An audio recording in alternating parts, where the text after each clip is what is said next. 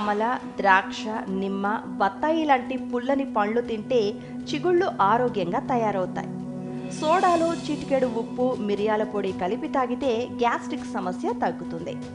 తేనెటీగ కానీ తేలు కానీ కుట్టినప్పుడు పొగాకులో 2 చుక్కల నీళ్లు వేసి కచ్చా పచ్చాగా నలగొట్టి గాయం మీద కడితే నొప్పి తగ్గుతుంది. ఇది హాస్పిటల్కి వెళ్లేలోపు చేయాల్సిన ప్రథమ చికిత్స మాత్రమే. అజీర్తితో బాధపడుతుంటే తులసి ఆకుల పొడి లేదా 10 ఆకులు, కొద్దిగా తాజా అల్లం, సొంటి పొడి 1/2 టీ స్పూన్, మిరియాలు 5 గింజలు తీసుకుని 1 కప్పు నీటిలో మరిగించి తాగాలి. కిచెన్ టిప్: అన్నం పొడిగా ఉండాలంటే 2 చుక్కల నిమ్మరసం వేస్తే చాలు. మెతుకులు అతుక్కోవు, మంచి సువాసనతో పాటు అన్నం రుచిగా ఉంటుంది, ఆరోగ్యానికి మంచిది.